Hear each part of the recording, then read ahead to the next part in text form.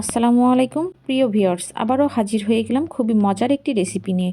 আমার আজকের রেসিপিতে থাকছে বেশি স্বাদের দেশি রাজহাঁস ভুনা।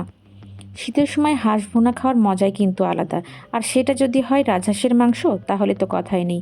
যারা আমার মতো শীতের দিনে রাজহাঁসের মাংস খেতে পছন্দ করেন কিন্তু কোনো সহজ আর সুস্বাদু রেসিপি পাচ্ছেন না, আশা করছি তাদের জন্য আমার আজকের রেসিপিটা হবে একদম পারফেক্ট।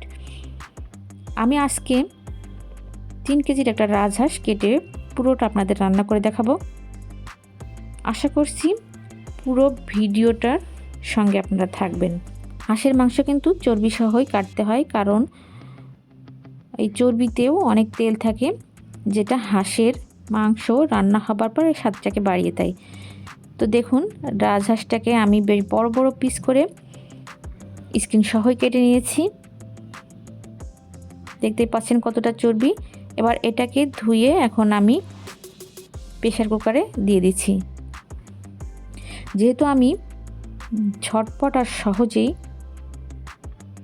সুস্বাদু করে রাজহাঁস মাংসটা রান্না করব, এই জন্য প্রেসার কুকারে আমি মাংসটা রান্না করছি। এবার এই মাংসের মধ্যে প্রথমে আমি 1 কাপ পেঁয়াজ কুচি দিয়ে দিচ্ছি, দিয়ে দিলাম 3 টেবিল চামচ রসুন পেস্ট। যেহেতু 3 কেজি মাংস, তো মশলার পরিমাণটা একটু বেশি নিতে হবে। দিয়ে দিচ্ছি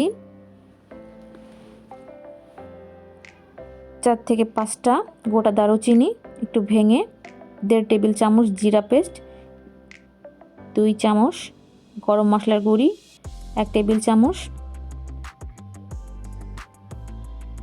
ধনিয়া গুঁড়ি, 1 টেবিল চামচ হলুদ গুঁড়ি, 2 টেবিল চামচ লাল মরিচের গুঁড়ি। ঝালটা যে যার স্বাদ অনুযায়ী দেবেন। দিয়ে দিলাম স্বাদ অনুযায়ী লবণ, 12 থেকে 13টির মতো এলাচ একটু থেতো করে দিয়েছি, 7 থেকে 8টি লং দিয়ে দিচ্ছি। এবার দিয়ে দিচ্ছি বড় একটা কালো এলাচ, হাতের কাছে থাকলে দেবেন, না থাকলে দরকার নেই।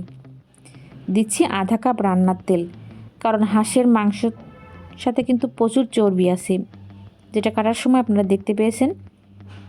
তাই তেলের পরিমাণটা আপনার মাংসের চর্বিটা বুঝিয়ে দিবেন।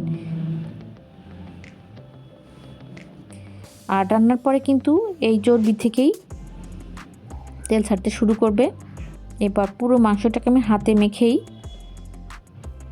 মশলার সাথে খুব ভালো করে মাখিয়ে নেব। আমি প্রায় 5 মিনিট ধরে মাংসটাকে হাতে খুব ভালো করে মাখিয়ে নিয়েছি। আপনি যতটা ভালো করে মশলাটাকে মাংসের সাথে মাখাতে পারবেন, রান্নার পরে স্বাদটাও হয়ে যাবে কিন্তু দ্বিগুণ।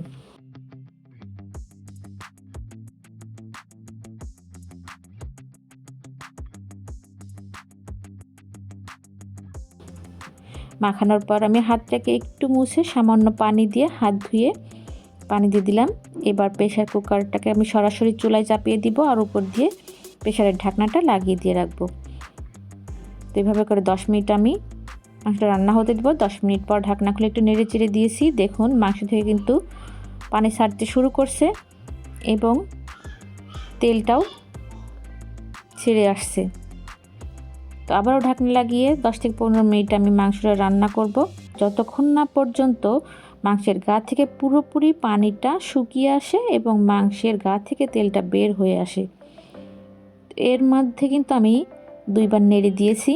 ফাইনালি 25 মিনিট পর দেখুন, মাংসটা আমার কষানো প্রায় শেষের দিকে, পানিটাও টেনে এসেছে, আবার তেলটাও কিন্তু উপরে উঠে এসেছে। খুব ভালো মতো কিন্তু আপনাদের আমি দেখিয়ে দিচ্ছি। এবার খুব ভালো মতো নেড়ে চেড়ে আমি এতে অ্যাড করছি পরিমাণ মতো ঝোলের পানি।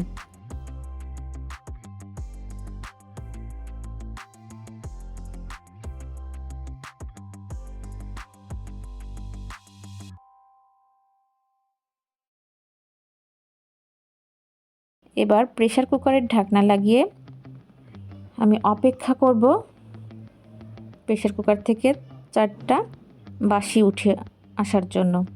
তো এই ফাঁকে মাংসে ফোড়ন দেওয়ার জন্য আমি একটা গরম মশলার গুঁড়ি তৈরি করে নেব। তাই অন্য চুলায় আমি একটা গরম তাওয়াতে দিয়ে দিচ্ছি 4 থেকে 5টি দারুচিনি,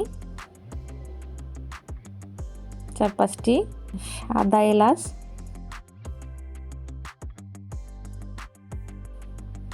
একটু ভাজা হয়ে গেলে আমি চুলার জারটা বন্ধ করে এখানে অ্যাড করে দিচ্ছি 1 চামচ জিরা। এবার এটা ঠান্ডা হলে আমি গুঁড়ো করে নিব। এভাবে দেখুন আমার প্রেসার কুকারের হুইসেল কিন্তু উঠে এসেছে। এখন প্রেসার কুকারটা আমি ঠান্ডা হবার জন্য চুলাটা অফ করে দিব। তো ঠান্ডা হলে প্রেসার কুকারটার ঢাকনা খুলে আবারও 5 মিনিট আমি মাংসটা রান্না করব। এতে করে পানিটাও টেনে ঝোলটা একটু গাঢ় হয়ে উঠবে।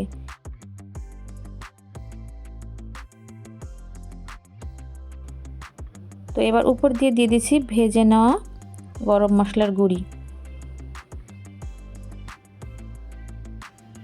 তো কিছুক্ষণ জাল করার পর ফাইনালি আমার রান্নাটা শেষ। দেখতেই পাচ্ছেন উপর থেকে কতটা তেল বের হয়ে এসেছে হাঁসের চর্বি থেকে। তো চর্বি সহ এভাবে হাঁসের মাংস রান্না করলে কিন্তু খেতে ভীষণই মজার হয়। তো এই যে দেখুন কত সহজে ঝটপট সহজেই রান্না হয়ে গেল আমার লোভনীয় স্বাদে রাজহাঁসের মাংস ভুনা। আপনারা ওইভাবে করে একবার বাসায় চেষ্টা করে দেখতে পারেন। আশা করছি ভীষণ ভালো লাগবে এবং সময়ও কম লাগবে। আর যদি এভাবে রান্না করেন কেমন হলো কমেন্টস করে জানাবেন। ভিডিওটি ভালো লাগলে লাইক দিয়ে দেবেন। চ্যানেলে নতুন দর্শক হয়ে থাকলে চ্যানেলটা সাবস্ক্রাইব করে পাশে থাকবেন। দেখা হবে পরবর্তী ভিডিওতে। ততক্ষণ পর্যন্ত আল্লাহ হাফেজ।